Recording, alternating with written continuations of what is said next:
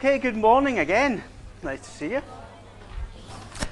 So I hope you had a good weekend. Today we're going to look at the buying cycle. Now the brand that whose video stream, whose show I was running whilst we were waiting, is a brand called Margaret Howell, and I think it's an interesting brand for a number of reasons. As I say, you really should familiarise yourself with some.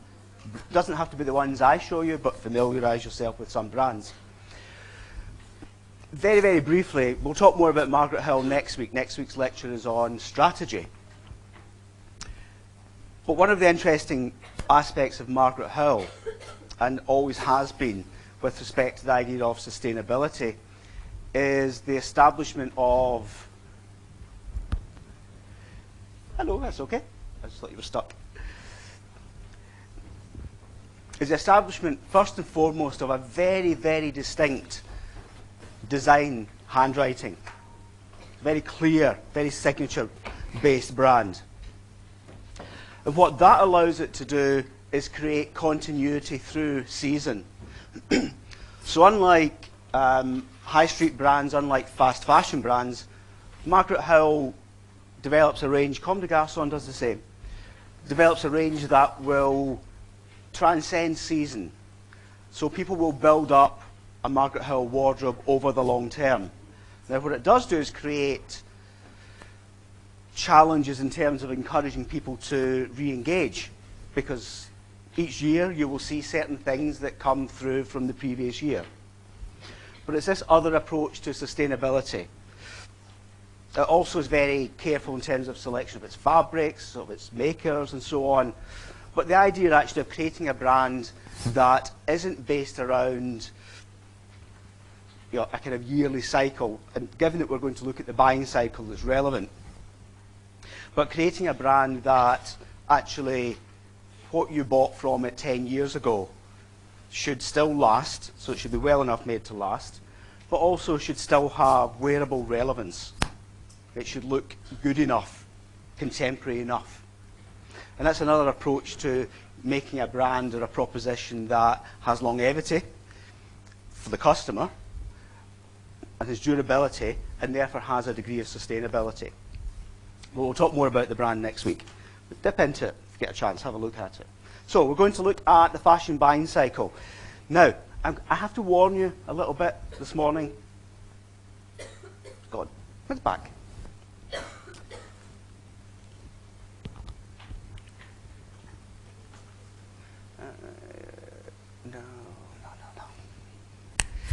This is quite a process-orientated lecture. Honestly, it's not massively exciting. It's basically what I'm saying. It's not thrilling in it, but you need to know it. So let's just deliver it, get through it, and endure it. It won't be massively exciting for you, and it won't be massively exciting for me. But it's important information on that basis. I always promise you some facts, though. And these facts are actually very significant to me in my role at the university. Part of my responsibility within the School of Materials is equality and diversity and inclusivity. And a big part of that relates to gender imbalance. So the representation and the roles, the representation of women and the roles that women have within industry, and in particular within the university. That's my particular remit. So these are interesting facts for me, because I spend, this is really quite rattly, I spend quite a lot of my time visiting other organisations in other sectors to get a sense of what they're about. So first of all, to give us a sense of the scale of the industry, 1 in 6 people across the globe work in the fashion industry in some context or other. 1 in 6. So it's a major global employer. That means then, as an employer, it has the capacity to, and if we think back to the ethics lecture, it has the capacity to enhance people's lives or to damage people's lives on a large scale. It's significant. It's a significant industry. So that's the first thing. The second thing I'll highlight to you is that around about 75% of those people who work in the fashion industry are female. And actually, we only have to take a look around the room, and you don't need to be a statistician or very quick at counting to recognize that women are in the majority in this classroom. And within the fashion group, the teaching group within fashion at this university, women are in the majority as well. So myself and my male colleagues are in a minority as a result. So we see this running more or less all the way through. And around about 85% of students in the UK who apply to fashion or fashion retail, fashion marketing courses are female. So those figures are quite consistent. And then in terms of contribution to the economy, women tend to spend around about 300 times more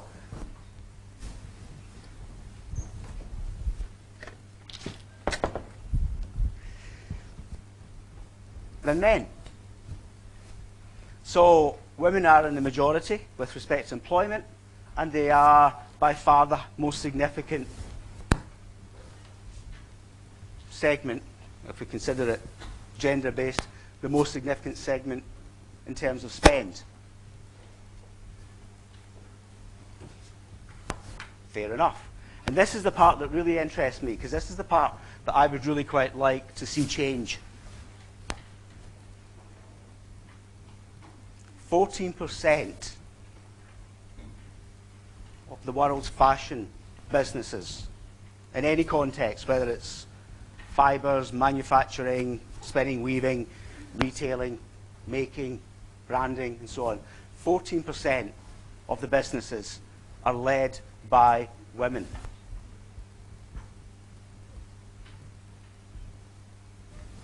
So most employees are female, most students are female, the most significant spend is female, but only 14% of businesses are run by women, by females. So when we think about ethical issues within the sector, perhaps we also should think about this as an ethical issue. Is it right that women are the majority in every respect except one? And that's leadership role.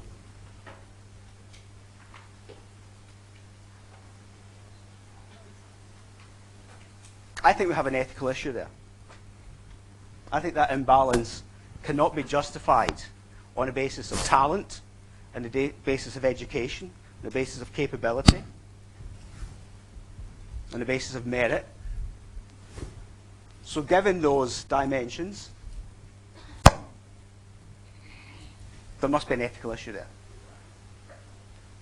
So when we're thinking about it, and it's very easy to think about ethics in terms of the disadvantage of people who are at the lower end, and that's serious, so those low wage earners. And around about, the majority of people who work in this, the majority being women, again, will earn probably somewhere between $4 and $7 a day. So that's serious for them. But the other side of it is, I think it's inappropriate for us to neglect the unfairness at the other end of the business, at the top of the business. And it's easy to do so when we're looking at these ethical issues, to say, well, you're earning well, you have a good life, that's great. Actually, you're not necessarily. There are a significant number, that should be at least half of the businesses led by women, which means that there is around about 40% of females in the industry near the top end who are underpaid, who are under-respected, who are undervalued. So when we're looking at these issues of ethics, we shouldn't lose sight of the fact that there is unfairness across the business. So in the middle, it tends to be relatively fair. At the bottom, very unfair. At the top, very unfair. I'm just throwing that into the mix so that we don't lose sight of it. And also, so that you, both the females and the males in this room, think about how you work towards and create a meritocracy based upon ability, based upon rightness for the role, rather than based upon gender. And that requires both, or that requires all, if we think about gender fluidity, that requires everyone thinking about people's abilities rather than people's categories. So that's a challenge that I give to you as you progress your careers. Both how you may have to overcome it, but also how you create a different working environment that's better for everyone. Right, so that's your fashion fact for today, and a little bit of ethics chucked in. What we're going to look at then is establishing, building an understanding of the buying cycle. Now, some of you might be familiar with this already. It depends on what your undergraduate degrees are or what your career has been to date. And also to understand the role of the buyer. Because the buyer is a critical part of the buying cycle process, a critical part of the fashion process. In essence, they have a really important role. Because in many respects, the buyer is the interpreter and also the moderator. So the buyer's interpreting what's happening in the world and how that is manifest within the business. So what trends will be picked up? So if we think about it as a function, as a buying function, rather than necessarily one individual or a group of individuals. So they're responsible then for assimilating that information, for digesting it, for making decisions in terms of what will work for this brand, what is right for the brand, what will the customer buy, but also thinking about it economically. So quite often when I speak to students or graduates or people who are thinking about coming into fashion, and I say to them, what do you want to be? What's your end destination within the business? And a significant number will say, I want to be a buyer. Now, part of that's because it's a role that many of us have heard of. And part of that is because it's sometimes seen to be something that is quite glamorous. It's exciting. You get to choose products, you get to choose trends. You're sitting in the front row of the best fashion shows. Actually, it's all largely about number crunching. Buying's a numbers game. Because ultimately, those decisions you make have to be converted into sales and have to be converted into margin. So it's not just creativity. It's not just about choosing really lovely things to wear and sell. It's actually about commercializing it. The buyer's role, first and foremost, is a commercial role. So let's defantasize it on that basis. If you don't like numbers, you won't like buying. Because it's not the same as going out and doing your own shopping. You're not building a wardrobe for yourself. You're building a wardrobe for somebody else.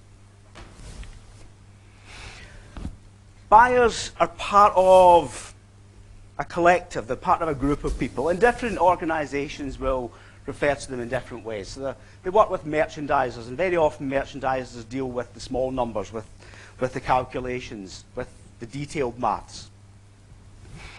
But those roles can be quite fluid and flexible. So different businesses will determine and define those in slightly different ways. If you really want to understand more about what the buyer does or what the merchandiser does in different organizations, search for jobs within fashion and look at the roles and responsibilities as they're defined. And actually, I'm going to give you a suggestion. I'm going to make a suggestion here to you. And that is, it actually won't be that far in the future when you are completing your degree and graduating and applying for jobs. I know that might seem like a long time away, but we've just completed the cycle with last year's students. I've just marked their dissertations, and they all think in the first semester they have such a long time. And then they enter the second semester, and suddenly they think, actually, we have no time at all. So, start to look at the jobs that are out there. Not necessarily with a view to applying for them, although that's useful, but start to look at what they require of you as a graduate, at what they require of the roles that you might want in the future. So not just what you will do when you leave, but start to think about what are the skills that you need to build. What is the learning that you need to develop? So whether it's buying, merchandising, manufacturing, textile technology, whatever it might be, marketing, have a look at those roles and begin to educate yourself as to what's required of you. Because it also then allows you to start to shape your learning here towards a destination. So rather than it being a kind of collective learning, it could be something that's a little bit more tailored.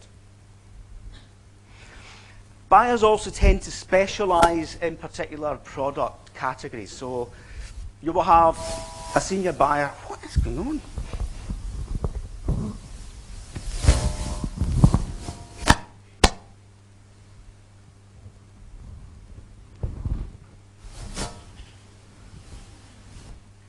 You will have senior buyers, junior buyers. You will have possibly, and probably a buying director who will oversee everything, who will make the final decisions, who will set the pace, set the agenda. But often, certainly in larger companies, you will have people who have particular responsibilities. So very often that will be based around menswear, womenswear, children's wear as a kind of broad category. And then within that, there might be buyers with respect to dresses, buyers with respect to coats, and so on, and building up specialisms. Now, one of the challenges of that specialist approach is that if you have somebody who's responsible for coats, somebody who's responsible for trousers, somebody who's responsible for knitwear, and knitwear is a particularly technical one, then you do need somebody who's pulling it all together. Otherwise, what you might find is that you have a product range or a collection that doesn't marry at the end. It doesn't come together. So you might have really interesting pillars, but when you try and sell it as a total proposition, it just sits separately. There's no connectivity. So you need this structure. And you need these guidelines that say, okay, this is what we will be working towards as a team, and somebody managing that across it. And it's about appropriateness of the target market. So that's not just about being aware of trends. That's important. Trends are important. But it's about being aware of the right trends for the brand and for the customer. So it's about, as I say, it's translating, it's interpreting. So not necessarily about choosing all trends that are out there, or literally taking a trend, exactly taking it and transferring it into the brand, but actually looking at it and saying, which parts of this will work for our customer? Where is our customer on the consumption curve? Are they fashion forward? Are they adventurous? Do they want to come into a trend right at the beginning of it? Or are they somewhere near the end, when once it's done its thing, once it's been out there and been publicised and actually people are beginning to get tired of it, is that when that customer comes in? Do they then think, okay, it's safe now? And actually most customers tend to be relatively conservative. Most customers sit somewhere in the middle. They don't want to be too adventurous. And that can be quite a challenge for people who work in the industry, particularly in buying and design, is that very often they want to push things a little bit harder because it's exciting. But if they push it too hard, too soon, people won't buy it. So it's interpreting the right product, but it's also about the right timing then. It's about ensuring that that product lands in the marketplace, lands in your sale room, your shop, your... Hello? Lands at the right time. Because if it gets there too early, then it's undesirable. If it gets there too early for the customer, they won't like it. If it gets there too early for the rest of the supporting range, then there's nothing to bounce it off. If it gets there too late, then it's more or less going straight into sale. It's missed that sweet spot. And the faster the cycle, the faster the marketplace, the more critical getting it right time-wise is. Because it has to land at the same time as the competitors.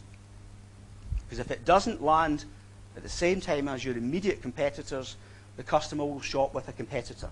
And a competitor is simply a substitute proposition. They do more or less the same thing as you do, and therefore it's easy for somebody to migrate, to switch. And very often, whenever we go into shops in sales season, and we see racks of things, there are a couple of things that tells us. One, or possible scenarios. One is that actually the product just wasn't the right product for that customer. Or that the product arrived too late for the customer to want it. And that customer had already moved on to something else.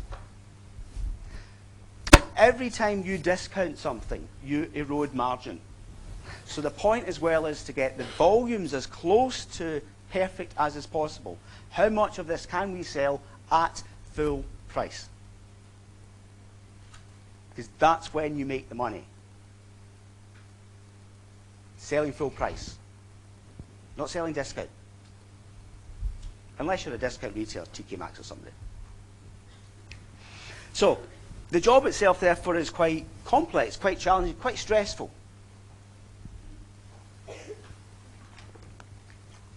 And early in my career, I took a job as a buyer for a furnishing company. And honestly, I was terrible at it. Because I could not read the customer. I just couldn't read their taste level. Fundamentally, I thought they had terrible taste.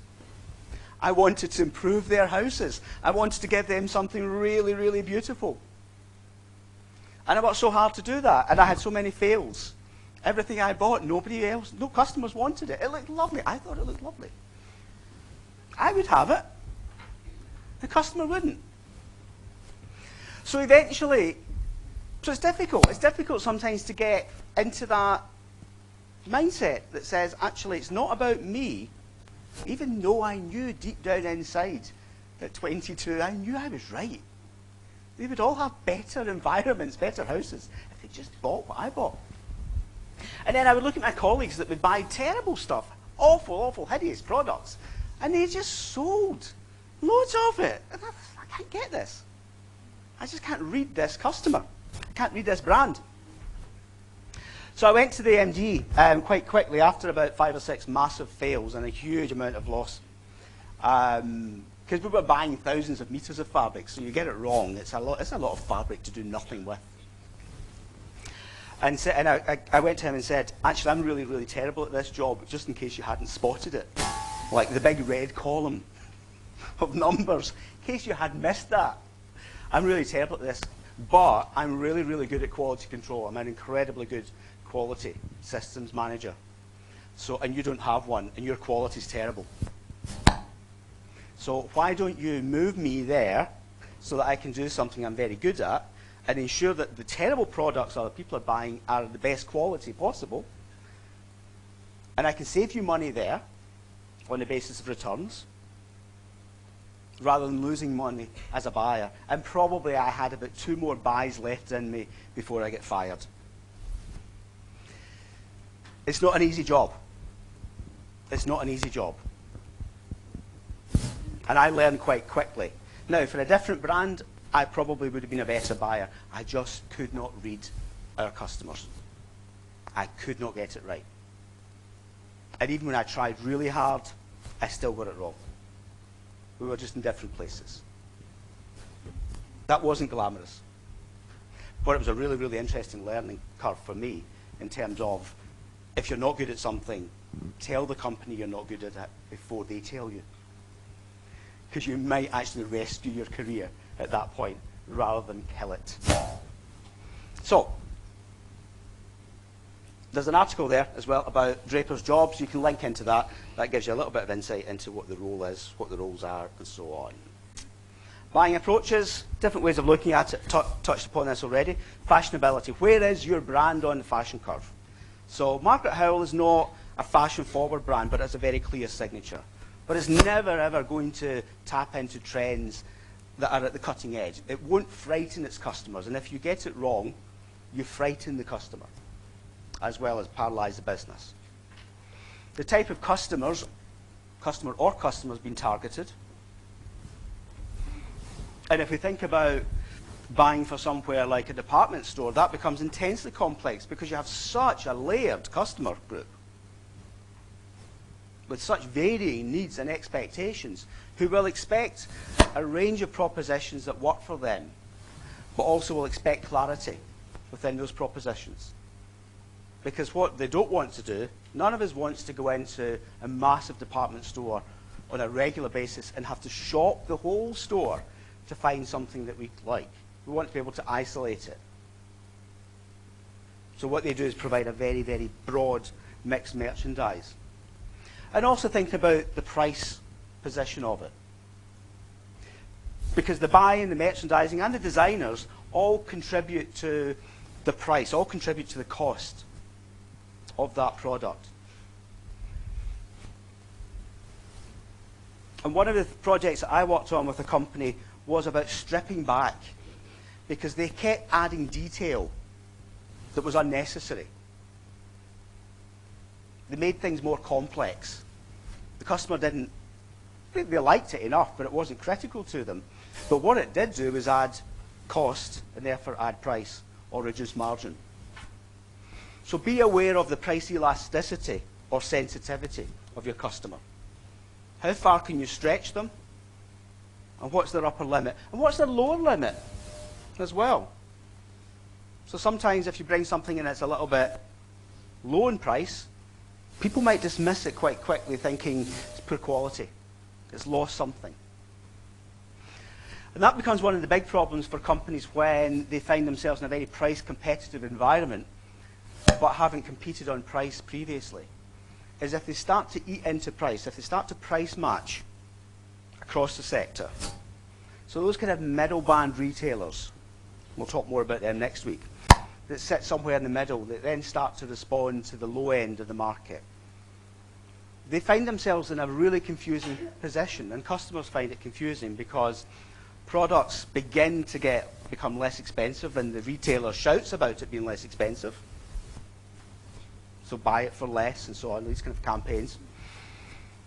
But a number of questions arise in the customer's mind then. What's been taken out? So if you can sell it for less now, what's been taken out? What have we lost in terms of quality? Is it the fabric? Is it the cut? Is it the making? Are you saving money in the process? Does it take us into a different ethical challenge in terms of the kind of companies that you're buying from or making with?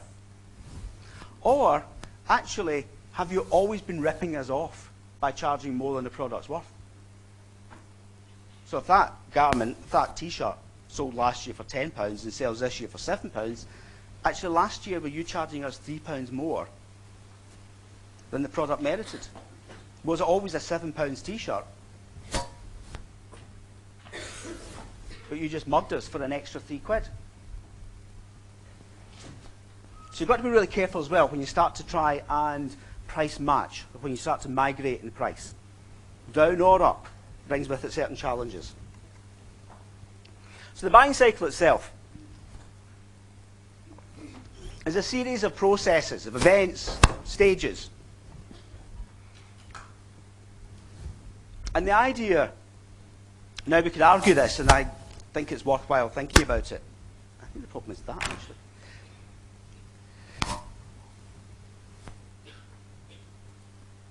The models suggest a very, very staged approach, that one thing must happen for the next thing to happen.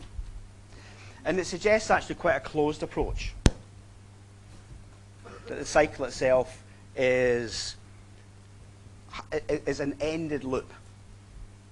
It's not. It actually is a continuation of the process. And also, in many respects, what you'll see are a number of cycles running in parallel.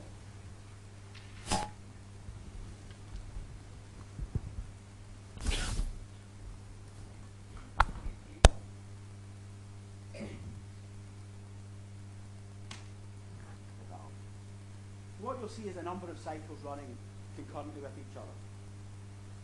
And there are certain things we can do to shorten the cycle as well. We can take stages out of it.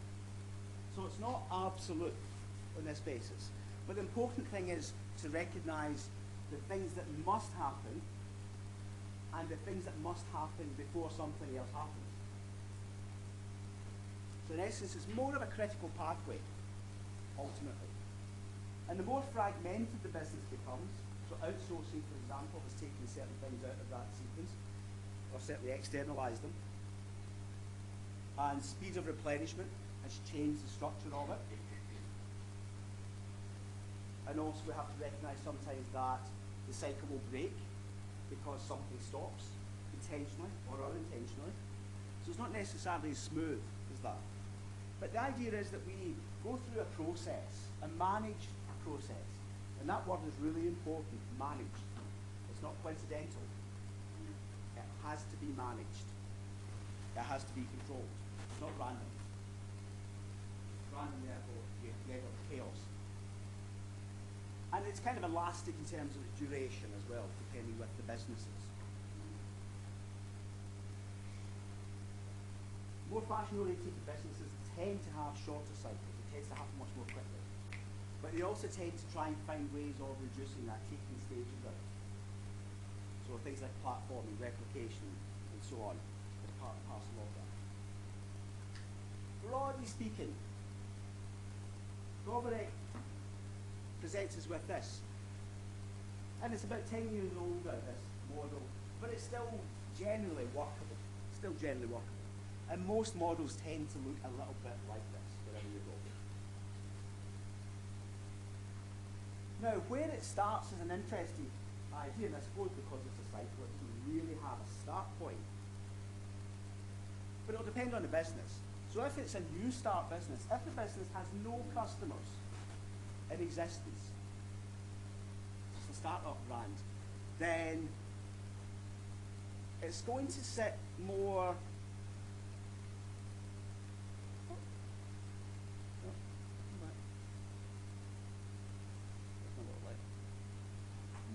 around about here. Budget planning, so you need to know how much money you have before you can do anything. And then the kind of comp shop, understanding the trends. If you have a business in existence, if you've had at least one cycle of sales, then you're probably going to start around about here. Actually, what sold last year. So depending on where you are as a business, will determine where that process starts. If you have history, it'll start by reviewing what worked. And that's always a useful point within that. And then gradually work through things like budget planning. How much money do you have to spend on a collection? And where do you want to distribute that money throughout that collection? We'll look at that in a bit more detail in a few slides.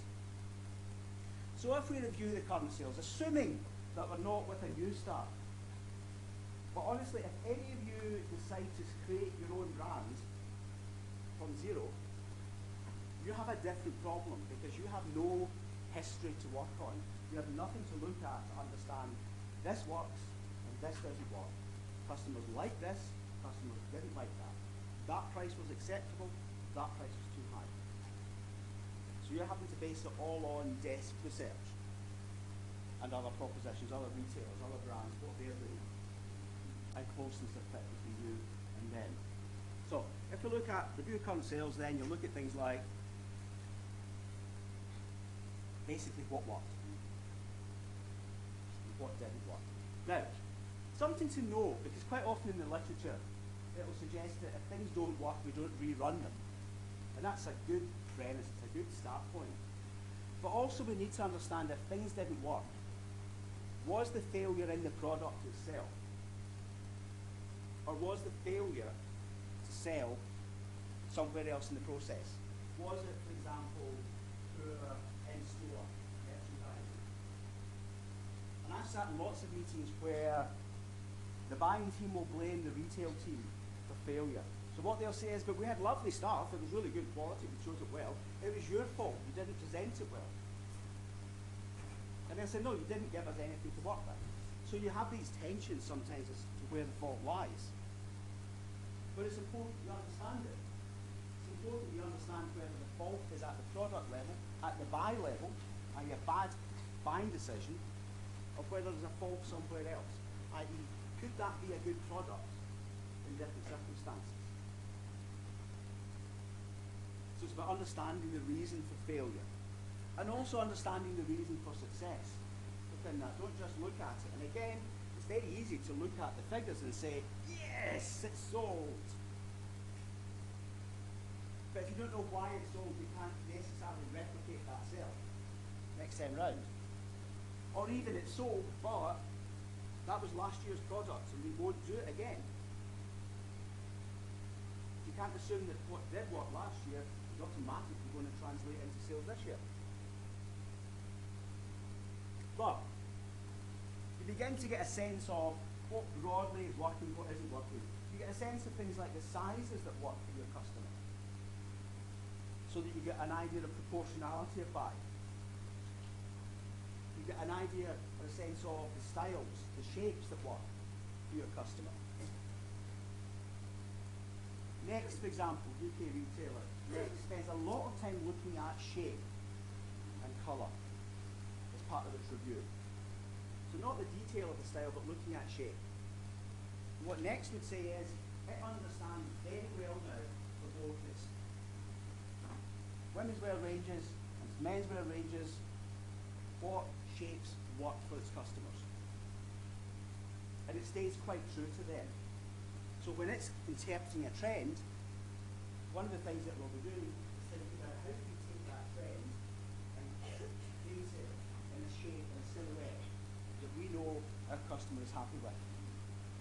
And when it moves away from that, then very often it sees failure in product sales. So understanding of why things are selling, not just saying, well, that was great, excellent, job well done. And that helps. And keeping on top of that, because people's shapes change over time. Looking at the best sellers and the worst sellers. Is there anything that should go forward?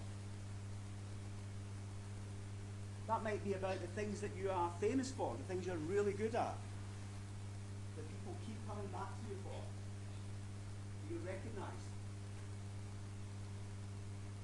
And also then those things that you just take out because it hasn't sold and you've interrogated it and you understand why. And you want to have, you will almost always have some products that are less popular than others. It's not an exact science. It's not an exact science, and nobody expects it to be. But you need to have more products to sell to pay for the business. And if the balance shifts from good sellers to bad sellers, you then have a financial problem. Because remember we talked about this idea of different parts, but ultimately the product, different parts. The product is the thing, it's that unit of exchange. It's the thing that we hand money over for. It's the one part of the business that generates income. It's the only part of the business that directly generates income. Every other part of the business is a cost. Everything else is a cost. It can contribute to value, but it's fundamentally a cost. Product is the only thing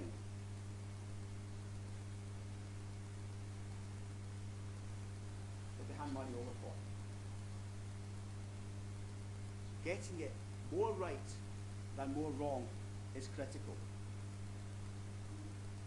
If you think about budget planning, it's like any other aspect of the business. It doesn't have infinite resources. So it has to make a decision as to how much will it invest in buying this year. How much can it afford to invest? Now, that budget will be partly determined by success or failure of the previous proposition.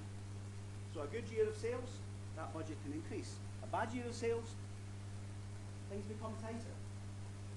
But the problem is, if you start to reduce the spend there, then you start to either erode quality or erode range, erode the number of items and so on, and therefore you fall into the danger. And when we look at lots of businesses now, and we see this story about business failure and struggling, part of that is because they've got themselves into a problem dilemma, a product dilemma. By not selling enough product to generate enough investment in a new product that's good enough to sell more of, and also to sustain better messages and so on.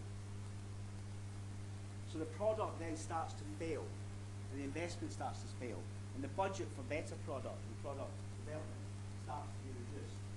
And it's quite difficult after a few cycles of that to pull back.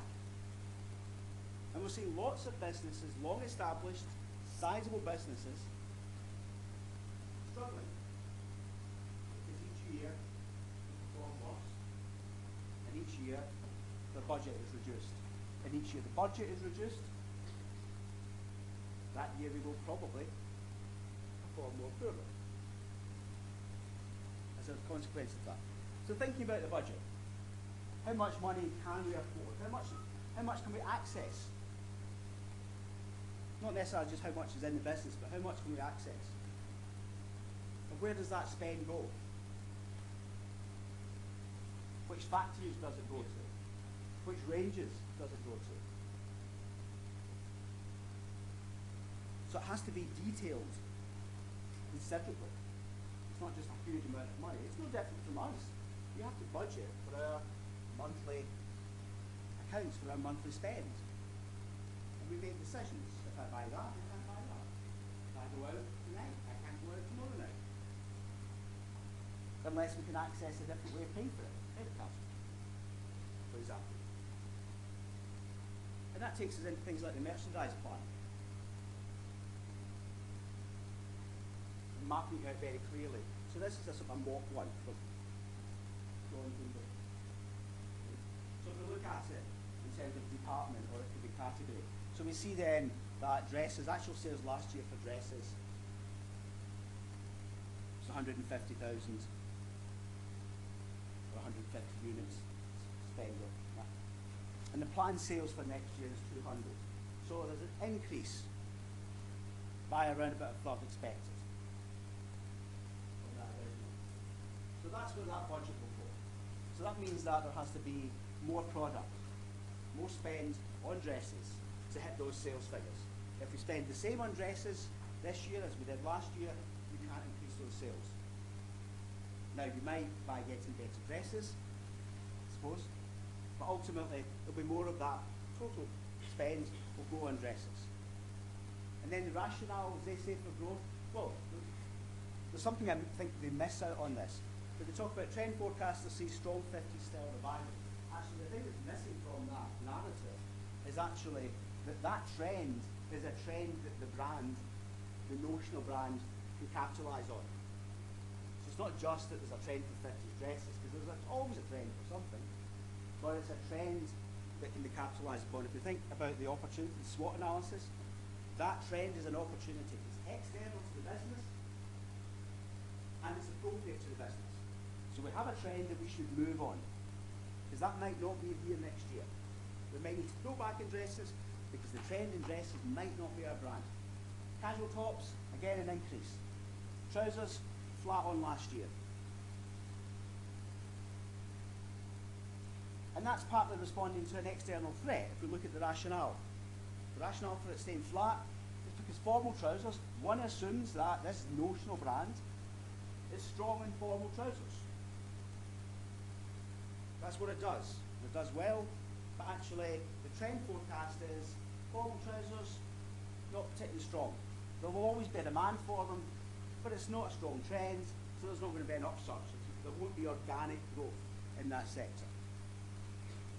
And if we look at hosiery, tights, stocking, socks and so on and so forth,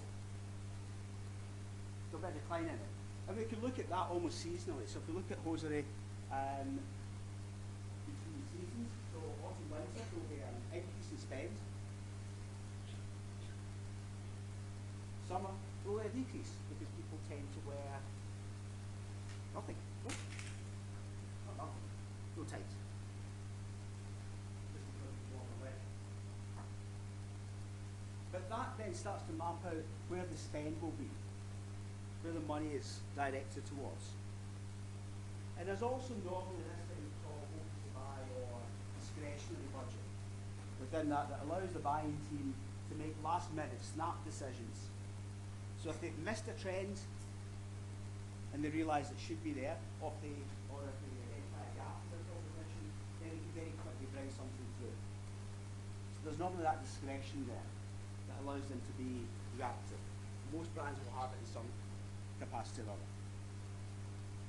Comp and directional shops is exactly what it says it is. It's about looking at your competitor. What are they doing? What are they doing well? What are they strong on? And making a decision, should you directly compete with them in their strength areas? Or should you try and find something that they are weaker at? Now, you probably have, if they're a direct competitor, you probably have to match them in some areas, but you might not win. But you also want to be able to identify something, at least one category, that you are better at than they are. Because that becomes your go-to proposition. So if they're very strong on knitwear, that means they have the technical know-how, the design know-how, they will have the factories set up, those relationships. Maybe you shouldn't compete directly on knitwear. You should have some, undoubtedly, but you don't compete. Maybe you then think, actually, we're better at tailoring, so let's go into coats. Coats tend to be a higher margin proposition as well. So they can have the bulk of the knitwear in our group, but we'll take the bulk of the coats. So it's about being very specific. And comparative shopping is about trying to understand where the gaps are in your competitor as well as what their strengths are. So what can you learn from it to make your business sharper, make your business more effective and more efficient? Also look at their sale rails, look at where they have product failure and learn from that so that you don't replicate their failures. And very often when we do comp shops, there's tendency to look at new. So what's new and what's exciting, because that's nice to do, but actually look at what's failing. Because if you can learn from their failures and not make those same mistakes, you become a more profitable, more effective and more efficient business. The comp shop is about being out there. And again, it's really easy for businesses to become quite myopic. To sit and look at the spreadsheets, to go out and look at their shops. They're actually very often not. Again, quite often now a lot of companies, I'll say to them, why don't you go out here? Why are you sitting in around the table? Because actually, retailing is happening out there, it's not happening in here. Why don't you go speak to people in your store and ask them why that product has failed? Because they probably know. Let's look at who's right next door to you, because they're probably a competitor, and see what they're doing there. See if they have more people in their shop. Let's see what they're looking at. Let's understand the product, let's understand the vibe, and so on and so forth. So comp shop is more than just about buying. Directional shops are those moments where they're looking at trends, they're beginning to map out things and take that product range. So you might be looking at the early adopters, the early releasers of trends, the early interpreters. Those outlying brands, you might be looking at markets that are fashion forward. So at the moment, we'll see lots of directional shops. UK retailers will be going to Scandinavia. It's part of it. We'll be going to Japan, we'll be going to South Korea. Fashion forward. Scandinavia very much part of the zeitgeist right now, and departments that they are more advanced, more willing to absorb trends earlier in the process, earlier in the cycle. And then trying to understand that within that. And it's also good fun. Part of it. 15 years ago, directional shops would have been in Paris, Milan. You see a migration to a different destination. New York is still quite popular. On the West Coast, Los Angeles is still quite popular as well, certainly within a UK context and European context. But that's also partly because those markets are very important. So part of that directional shop should also be about where we might sell, where it might be important to us as a market, so that we stay in line with it, stay tuned with it. And then range planning. It's about deciding how you break up that range into its component parts. How many tops, how many bottoms, how many coats, how many jackets, how many shoes. Because you can't have all of them. And as a kind of broad ratio, we tend to buy 3 times more tops than bottoms. So that's a starting point. Now again, it'll be brand nuanced, but as a starting point, you should have 2 to 3 times more tops than bottoms. Because tops are the things that tend to be more defining of an outfit. We're more likely to change these on a regular basis. Almost certainly once a day, we're more likely to order them. And they tend to be more trend-led than the bottom half of outfits. So it's quick impact, easy impact, greater variety, and so on. So you're immediately going to have a proportion on that basis. And then within that range, thinking about the ratio of pattern to plain. So you probably want some pattern in there. Some brands are very pattern-led, very floral-led, and other brands are very plain. The problem is if what you do is if you opt for pattern across the range, and if you're a physical retailer, what you can end up with is something that's really difficult for customers to read in store because there's too much happening. So normally, for no other reason, you want to have something that breaks it down. You want to have that contrast. So you're thinking as part of that range, how do people buy, where do people spend their money, but you're also thinking about how will that work overall? How will that work as a total proposition? Because what you want is something that your loyal customer could go in and buy everything. It works. Completely and absolutely. So you want variety in terms of price, you want to basic price, you want to have some prices near the top end as well. So what will those kind of products be? In women's wear, it'll probably be dresses. And coming into party season, those dresses can move up a little bit price-wise, like prom season, graduation, and so on. Graduation can push suit prices up the men's wear a little bit. Why? Because we know that people will want to buy it to graduate, and we also know that they will probably want to have one for a job interview. So they'll spend a little bit more than they would have previously. So understanding those dimensions. But creating a range that has variety, and it has relativity, and it has connectedness. You're not making individual products, you're not buying individual products within that. And then you'll look at things like the number of garments to be included. So as I say, normally you will have 2 to 3 times as many tops. And then within that, what those tops themselves will look like. The proportion of different garments within that. The degree of fashionability for those garments. Because you do need some products that push the fashion boundaries a little bit harder. Not necessarily racing out the blocks, but they just push it a little bit harder. Because those are the things that will be photographed. Those are the things that the media will pick up on. Those are the things that might be interesting in the window. But you might not buy a huge number of them. But if you are saying you're a fashion retailer, you have to have some things that are fashion led. And then you'll have some basics in there, those carry throughs from the year before, and that's where you save a huge amount of money. done all the development, and you'll have some classics, but maybe black trousers, white shirts, stuff like that. Again, it will transcend the season. Looking at the colour palette, what will work, but don't look at trends and assume you need to pick up every colour. Look at the colours that work for you. Look at the colours that work for your customer. Look at the colours that work geographically as well. So think about, if you're an international company, do you have to reflect that in terms of colour or palette variation across marketplaces? Because what does work in some countries doesn't work in others. So in the UK, winter, they often look at the bright colours, look at the bright light. Whereas Mediterranean, it bleaches those colours, it takes them down. So the brighter the light, the brighter the colour very often. Looking at the fabric. Looking at the fabric, what in terms of touch, feel, texture, and so on.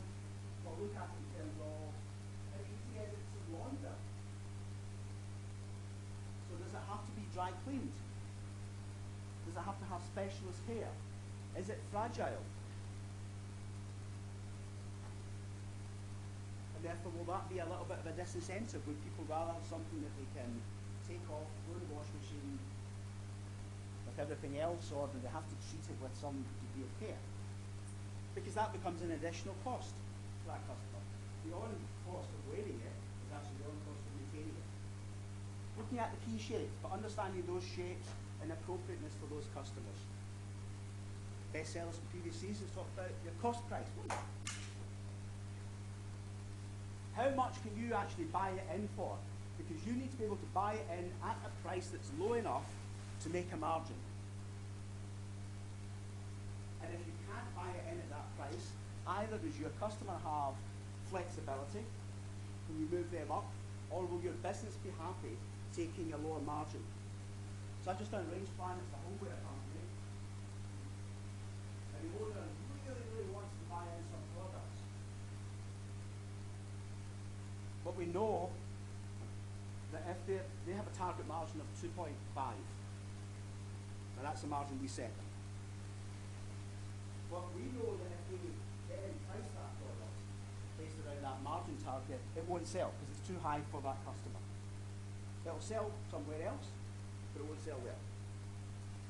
So she's now in this dilemma, or she really likes it, and she wants to have it, but she can't afford to sell it. She won't get it for any less. The cost price will not change to accommodate her margin. Her margin has to change. Personally, I think it's not a business decision because it doesn't fill a gap. The product doesn't fill a gap. It would be nice to have, but she'll make probably 1.3. Always have enough just because she really likes it. So I suggest that she bought it for her house, enjoy it personally, and move on and get something that makes money. Because that's why she's in business, not to buy lovely things. Less than I learned half. Think about this price as well, selling price. Think about the size ranges to be offered. What's your lowest size, your largest size, what's the proposition between those sizes? Manufacturing, the transparency becomes more important now. And things like order quantities, how much, what are the order quantities you will commit to in advance? How much of it do you think you can sell at full price? And the problem is, if you buy too little of it and sell out quickly, well, that's really good. And I remember when I worked in the industry with one company, we had a phenomenally successful product. It sold out really quickly. It had a huge amount of promotion behind it, lots and lots of advertising, campaigning. And it sold out really quickly. And the buying team and the retail team was like, yes, success, success, we've sold out, we've sold out. I'm like, yes, yes, and now I have an empty shop to fill. Help me here.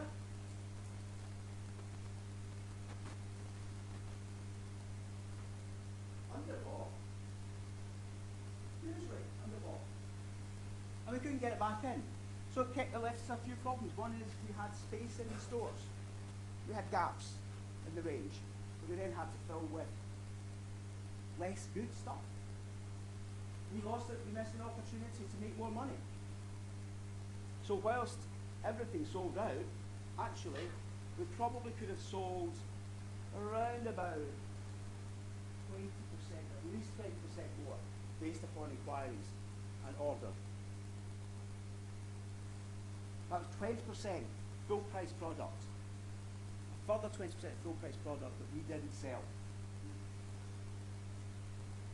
So you can be happy that it sold out, but it should be a little bit miserable. Part of the learning lesson from that should be, actually, do we need to buy more of those kind of products? Do we need to commit? If we're really going to push that product in terms of publication, in terms of media, do we need to put money behind that and commit? And in that case, the answer was very categorically yes. At the time that I worked with that company, they made the same mistake pretty much every year. They would identify a hero product, push it really hard, and underbuy. And every year, we lost the opportunity to sell more of something. And we created an imbalance across the collection. Let's have a quick break. 5 minutes or so, just to kind of relax ourselves. My throat's pressed.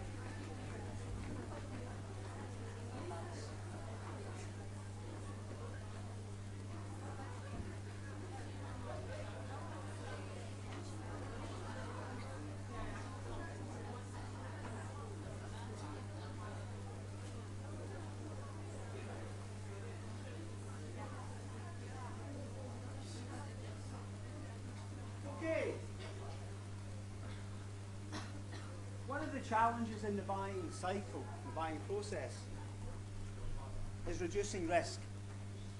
So you have this balance between optimizing opportunity and reducing risk. I'm going to flick across these slides because I've actually touched upon each of these areas. They simply list, let's see the bullet points, what I've talked about already in terms of risky products, fashion forward, missed opportunity in terms of volume buy and so on, getting the size balance right, all of those things we've touched upon. But what I want to pick up on in this part also is the idea of depth and width. These are terms that you will find quite often used recently. When we talk about depth, we're talking about the degree to which a brand buys into a proposition, a garment, a style. So in terms of the number of colours that it invests in, the number of styles. So if we're thinking dresses, if we're thinking men's trousers, to what extent does it commit to that through colourways, through volume, through size proposition, and through price offer? When we talk about width, we're looking at it across the range. So depth is vertical and width ultimately is horizontal. So it's looking across everything and saying, how much do we buy in this area? How much do we buy in totality? And different brands will have different propositions. So this is an example from Matalan, this brand in the UK. And here we can see that its width is 14 styles. So there are 14 product types, 14 product styles within that. 14 garment types.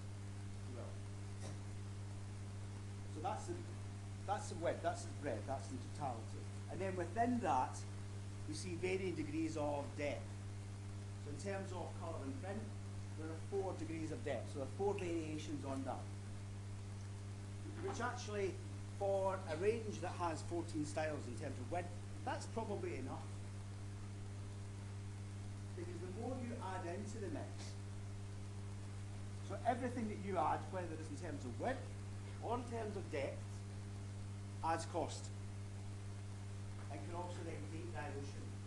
So width is also about trying to work out at what point do you end up with replication? At what point do you end up with internal competition? So if you have too many styles across it, you end up competing internally. Customers making decisions like, I want that, I want that, I want that. Because they may only buy one of it.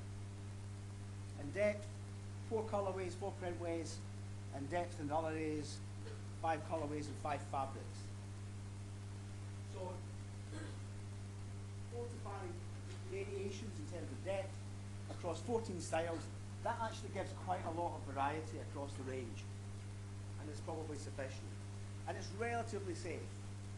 But there were 1 or 2 propositions in there. It might be the cut, or it might be the fabric, or it might be the colourway that is more fashion-led. It's more risk. So it might be that this season, when they were running it, 2013, in fact, I remember 2013. I remember who I was working with at that point. And actually, yellow, the primary, were really strong that year. So yellow was that colour that they are obviously buying into. But you can see they're not anticipating lots of people buying yellow. So they only have 2 propositions in that. It's enough for it to look trend-led, to look relevant, to look contemporary, to photograph well. There's enough risk there.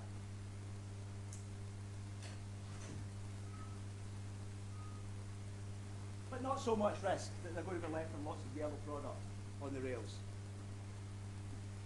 And different retailers will have different approaches to it. So some will be specialist and narrow, and others will be quite broad. So again, department stores tend to be broad, but not necessarily that deep. Specialists tend to be narrower. And the example there that we've cited is Gap.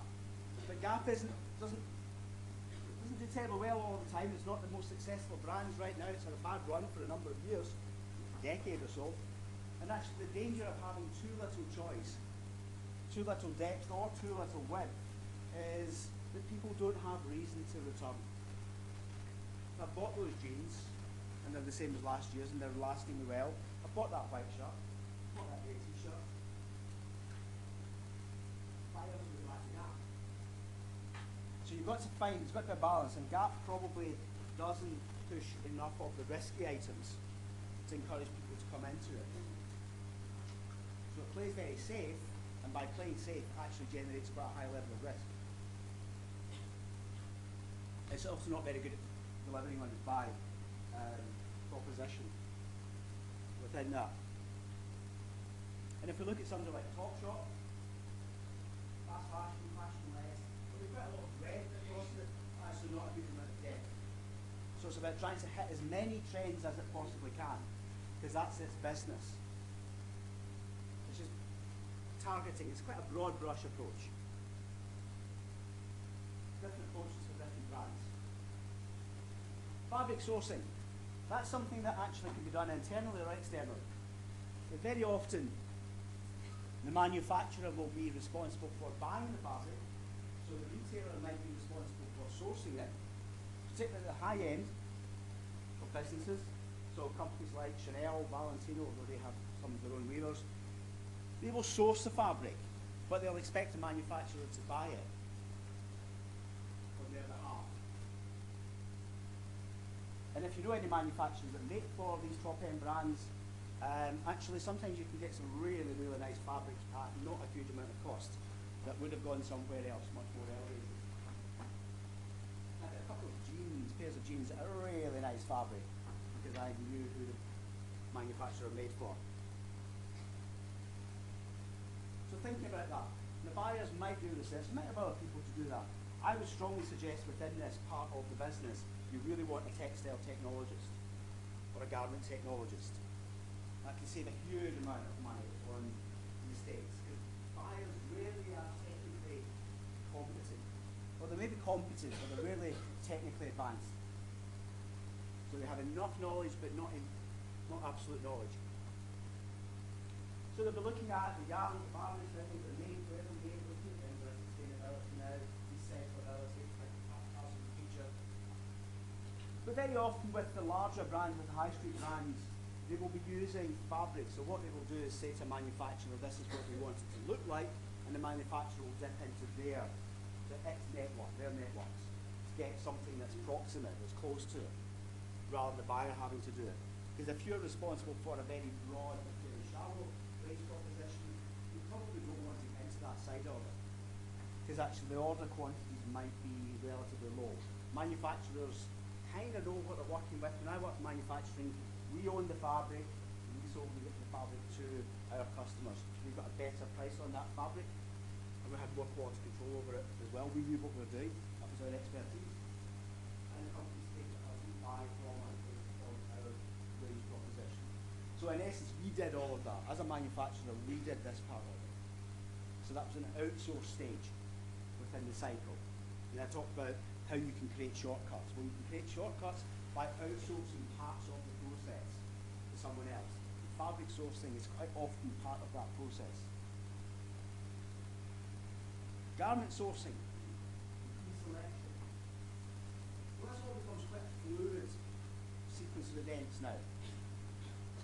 So once you've decided on the range, you've decided what the breakdown will be in terms of styles, and in terms of colourways, in terms of size, and so on and so forth. There's a process then of detailed selection. And also this is the point when we talked right at the beginning of specialisms within the buying team. So this is when these specialists will come together. So this is the stage that's critical in ensuring that the range works cohesively. So up until that point there's an idea of how many dresses I'll buy, how many trousers I'll buy, how many jackets we'll buy. But this is the point when everybody comes together and looks at it to make sure that they're all buying for one brand, and that they're all buying for something that works as a collection, as a range. Now, there might be sub-ranges within that. So there may well be either sub-brands or sub-collections, but this is the point, the decision, whenever somebody looks at it, normally should be the buying director, looks at it and says, the numbers make sense, the range buy makes sense, and these work together. So you've read my brief accurately, you've interpreted my brief accurately, and we're happy to move forward with this now. So this is the point when actually the final decisions start to be made. Up until that stage, things can move around. But it's the cohesiveness that becomes important.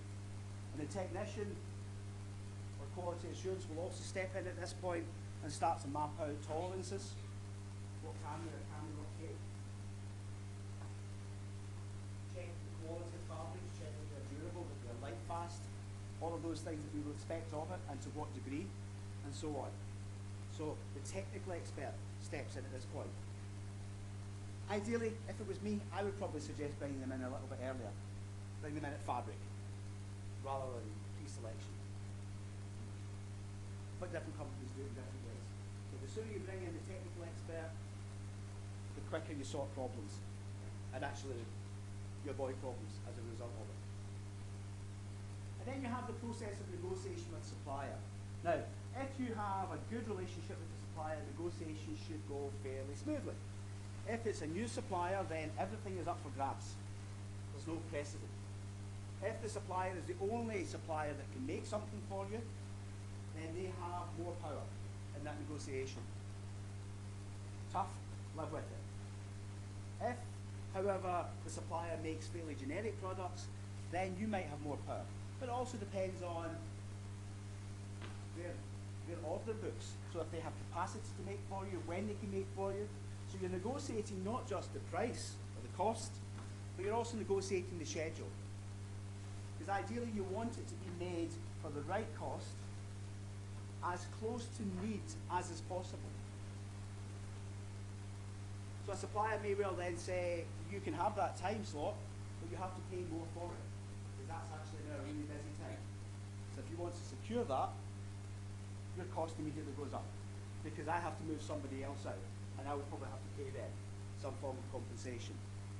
And you're also negotiating about quality levels, tolerances. What will you accept?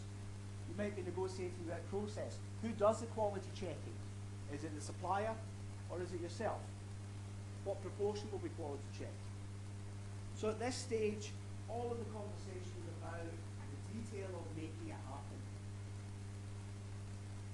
And very often we look at negotiation as a cost-driven exercise. It's not. That's part of the negotiation. There are a whole raft of other things within that. If you have more than one supplier able to do something, then you want to negotiate what can they do to add value. You might not ask them. So I've been in situations where I've not gone into a cost conversation with suppliers. What I've then said is, what else can you do for me to make my life easier? That cost is fine. I'm happy with the cost, but I've got 3 of you at that cost. So what's your added value to me? Part of the process. Is it packaging? Is it ticketing? Is it your distribution network?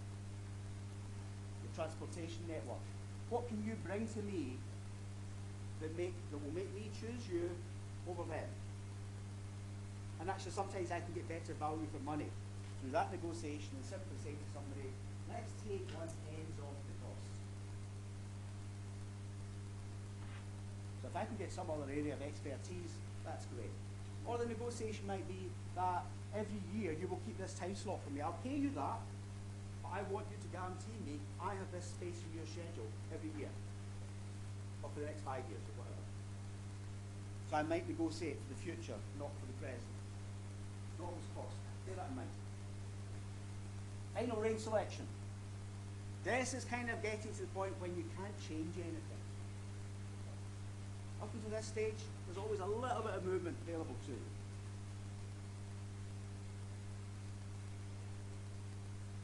And you're presenting it. And you're also presenting at this stage all the way through, but this is the point, the final point, when you present the business case. Because the buyer, the buying team, will need to go forward and say, this is our commitment, these are our decisions, and this is how much money it will cost us, and critically, this is how much money it will make us. to be a projection in terms of value. There has to be a projection in terms of contribution to the business in monetary terms. Not just in terms of brand or customer experience or those things, but actually money-wise. How much will this make? And also then thinking about where do those products go? What's the proportion of products that are sent to which branches? Do they all get everything, or is there a hierarchy? So the larger stores will get everything, the smaller stores will get less goods. More goods and possibly less good stuff, which I think is sometimes a mistake. Sometimes send some of your really good stuff to the small stores so that it keeps the local customer happy. And I'll be showing it in terms of categories, or I'll be showing it in terms of sampling. There has to be a sampling process. And I would say, as a criticism of this model, and most models, and I'll touch upon this again, sampling is missed out. So sampling is when you just check with the supplier, with the manufacturer, that they can make the garment at that cost. That pattern that you've provided them with actually works. Or can it be improved? Can it be refined? That it actually is scalable. That it doesn't just work on that ideal size, but actually you understand that you scale it for different sizes and different body shapes. So sampling is a stage, is a process, a part of a process that the models tend to neglect. But actually from the manufacturer's viewpoint, it's a really critical stage. Because it also helps them make good decisions. It helps them, a good manufacturer will come back from the sampling experience and say, we can do that better. That doesn't work. That's not necessary. And then we'll suggest changes. Or they will come back and say, we can't actually do this. We can't make it. We don't have the equipment to work with that fabric. We don't have the skills to work with that fabric. We can't deliver. Go somewhere else. And a good manufacturer will turn down work that it can't do well. Because if it messes up on one order, it won't get another one. It would much prefer to say, not for me, go somewhere else. This is what we're good at. And this is the point then when you have the approvals. And we talk about things like gold seals, gold standards. And that will be the benchmark. Very often then, the buying team would go into manufacturers and measure against that gold standard. There would be one with the retailer and one with the manufacturer. And that's what we look against, that's what we compare against. It's always the thing in a point of dispute, that comes out. So this is the stage when it is sealed. And apart from that, option to buy, budget that's there, it's now committed. This is the point then when ultimately you hope you've really got it right. Because if you haven't, you're going to be back in and at the end of that season trying to explain why you didn't hit those targets, why you didn't hit the sales, why you didn't hit the margins, why you didn't hit delivery. And actually saying things like, well, it wasn't really me, it was a supplier, isn't going to work because you chose that supplier. That was your choice. Nobody else's. Your choice. And customers, particularly, public customer, not interested. Not interested in hearing that. So that final decision is taken, the order process then starts, and we send out a purchase order. And this is the bane of most manufacturers' lives. Because what lots of people tell you is, this is the part of the business that actually buyers are really, really bad at. Just putting together the order summary, the detail of it. Missing out important vital information. So this is the contract. Now, there are a number of businesses that actually will work without this, both buyers and suppliers, that are quite happy to do it on a basis of word of mouth, to have an agreement, a commitment, an oral verbal agreement. And those ones tend to be the suppliers that have very, very good relationships with their buyers, with their retailers. But also some of them quite like that level of flexibility as well. So within the Italian model, there's actually quite a high level of fluidity and quite a low level of paperwork. The with some of those companies. And what they argue is that we will deliver based on trust. Particularly at the high end. And the Italian companies tend to sit at the higher end in manufacturing. We will commit to it, and you will trust us to do it, because it's our reputation. And if we don't deliver, we're not going to get any business from anybody, because you will tell everybody. So we don't need all this. As a contract, what we need are the guidelines, so things like the size range, the colour range, and very often you'll have shared manufacturing or platform manufacturing as well. But generally speaking, you want some form of contract, some form of written commitment. But be aware there will be some manufacturers that say we don't do it. Send us what you want, but we don't sign anything. And they normally deliver, because it's a reputation. That's what they rely on. They rely on reputation. Product development, sample fitting. We talked about sample in this stage, but we haven't talked about sample making, which should come earlier. Fabric testing. Again, I have a little bit of a niggle with this stage in it, because ultimately fabric testing should take place before fabric commitment. So I have a discomfort with that. The fabric is an important aspect of it, for some brands do not. But if it's important, test the fabric beforehand. Don't go through the whole process. Discover actually that you've got a fabric that's not colour fast, that pills, that abrades, that grins when it's stretched. That's a little bit late to decide that, because think about it. You've got through all these processes, you're really close to launch, you're really close to putting it into a store, and then you start to test the fabric and think, oh, right, we have a problem. You can't go back that quickly. No, we don't do reverse. You say, let's start the process again. Test your fabric sooner. Know the raw materials sooner.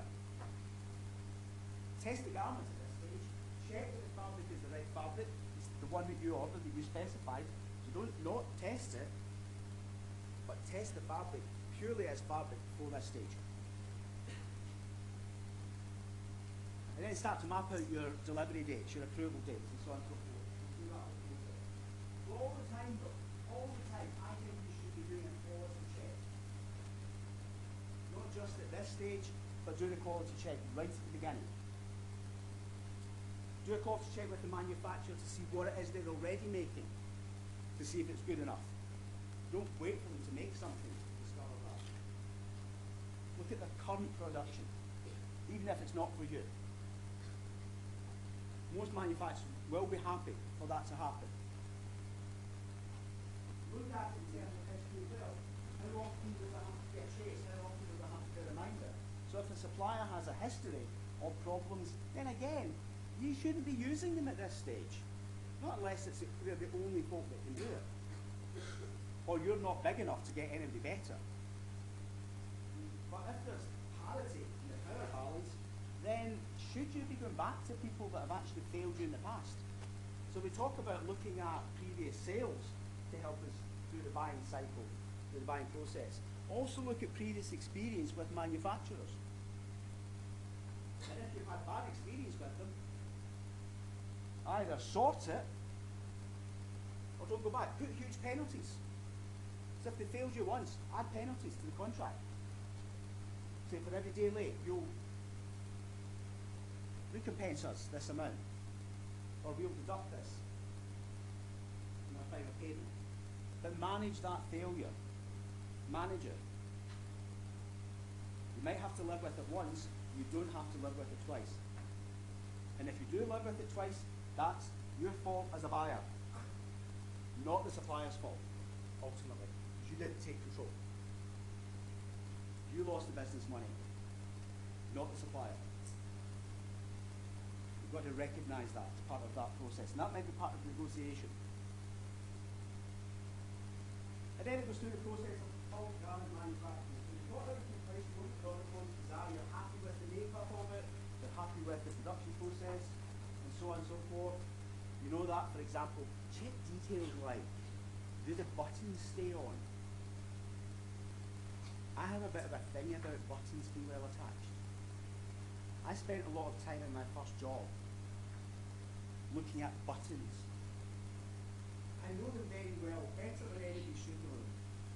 how to make sure that they stayed on, because it was a big problem at one point when I joined the company, was buttons coming off. So check things like that, because actually it will look okay, and we tend not to check it, but it's a real pain for customers if they get something out, and then particularly if it's something like a coat, because bearing in mind most people do not know what to do with a needle and thread. It's not necessarily an easy solve for them. So we check things like stitching, we check things like fabric, we very rarely check, does that actually stay on? Is it loose? Is it a thread that if you pull it, because actually buttons are quite fragile things. So look at that. What about the quality control department that you have on, your textile technologist and technical garment technician, to make sure that they are delivered? Do checks on incoming goods. If you can do checks at the factory, do factory visits, if it's feasible. Do random checking. Do unannounced visits, if you can. Make sure that the supplier is on schedule. Do a weekly check with them. Where are you at? Actually, barcoding makes life so much easier now. Lots of bulk manufacturers will barcode, so you can actually follow the process all the way through. You know what stage the garment is at. You know where it's sitting. Make sure at the earlier stage that there's enough diversity of skill within the manufacturer that if there is sickness issued in one of the production lines and one of the units, that they can bring people across. What you don't want is a phone call from your manufacturer saying 3 of our staff are off at the moment, so your product is just kind of sitting there. You really want them to be able to bring somebody else in to do that. So you don't want a manufacturer that has staff that are so precisely skilled that they can only do one thing. You want them to be able to do at least 2, ideally more. And it will depend on the level of manufacturing as to the level of skill required within that. Delivery of products to the retailer. If you get there, who's responsible for that? If you're a young brand and a new brand, you will probably be responsible for collection of them. If you're a young brand or a new brand, you will certainly be responsible for payment of them before they are released. At the gate payment is how we talk, is how we define it.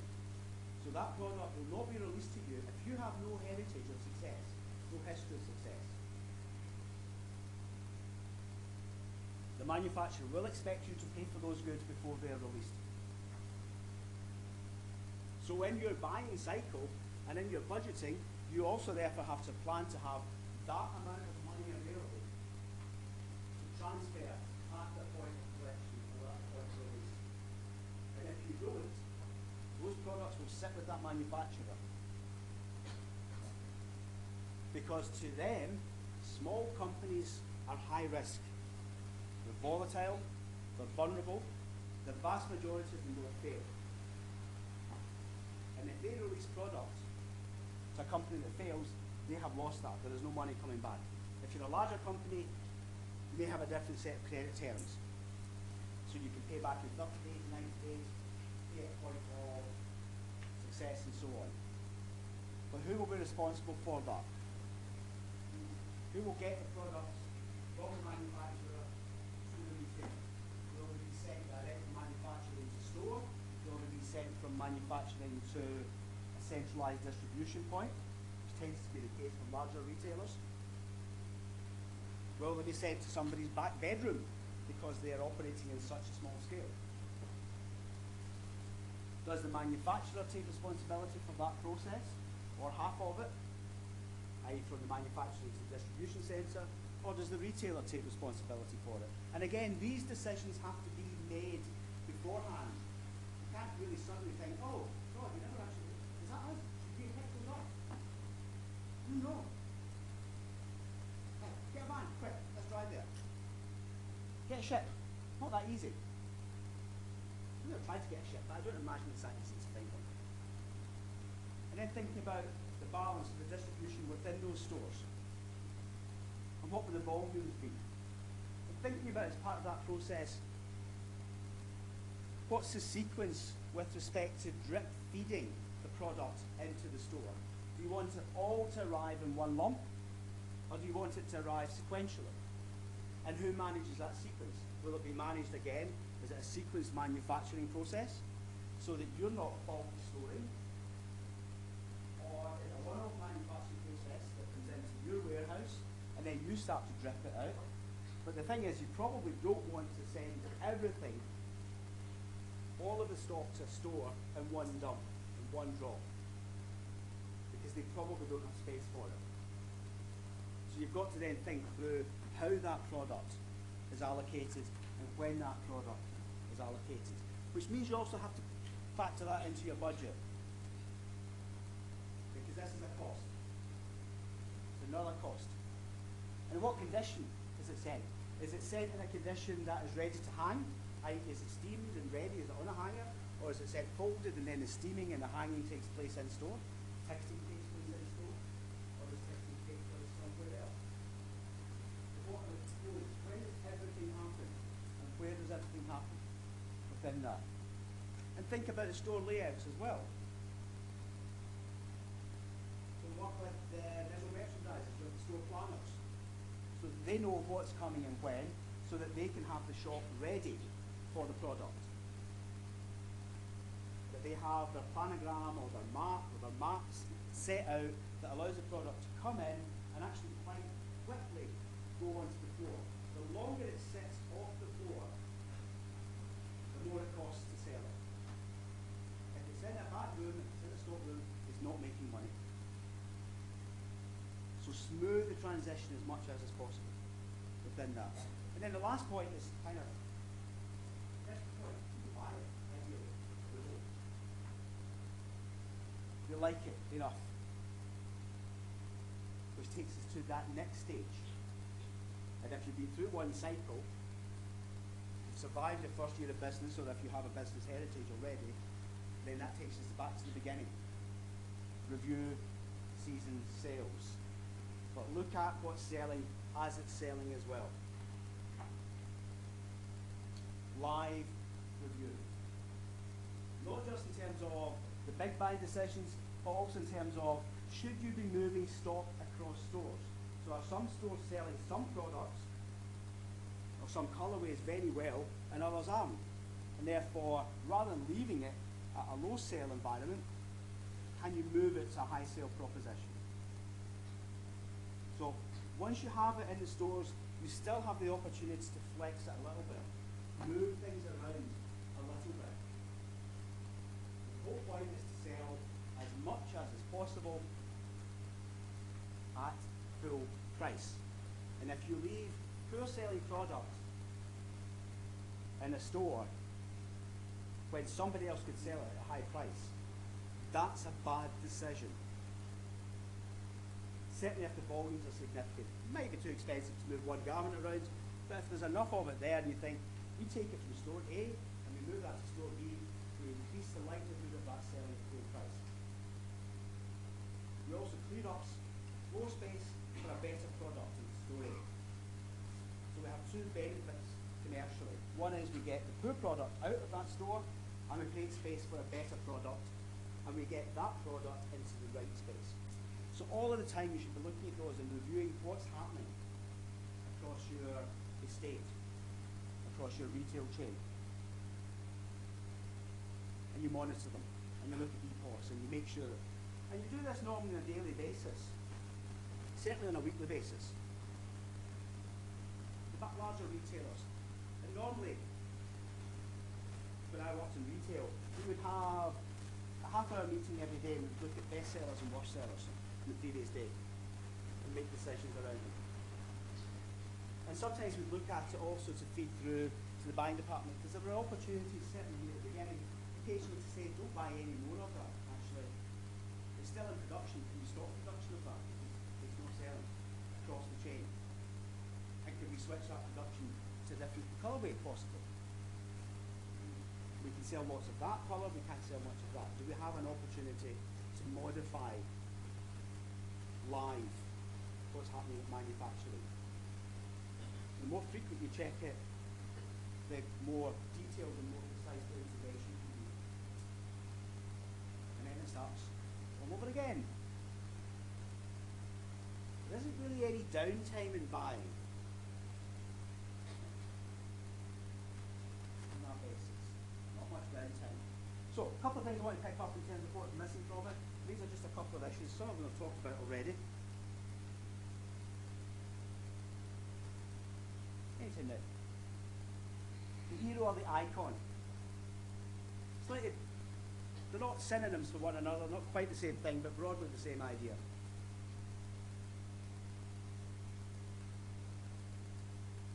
So the icon is the thing that you are famous for. Max Mara is famous for camel, wool, and cashmere coats. So every range that Max Mara does, and it's a high-end Italian company, Handsome manufacturing, specification. It has a beautiful factory. I visited this factory because it's beautiful. It's such a sweet place. It sounds so nice. If you've ever worked in manufacturing, you will never ever, well, I'm not saying never, it depends what your job is, I suppose. But if you've had an okay job in manufacturing, you never ever tire of needing sewing machines or machinery work. And that's how most of us in manufacturing gauge the capacity of a factory. Is it working well or not? By the sound of it, it's the first thing you listen to when you go out. What's the noise? Where's it quiet? Where it's quiet is where you have problems, and so on. So anyway, Max Mara, beautiful factory, lovely product, really high standard fabrics and so on. So every range that Max Mara does, every year they will have to have something like that. They will have to have that camel icon. That's their go-to piece. And it will just transcend. And the expectation is that people will buy it, they'll spend, so that will range from, I think, around about £1,200 up to 2,500-ish, I think is the price range. Variations on that goal. And they're confident, they know that that will sell. They know that, because that's what people will come to them for, more than anything else. It will also be part of the hero, because the hero is that thing that you really, really pin your money on. If you are really confident, you're going to back it entirely. So it's going to be the big promo item that will be in all of the graphics, it will be in all of the publications, it will be on the back of whomsoever you can get it on the back of. It will be part of your early story. Pre-launch, you will be talking about this hero. Because you want everyone to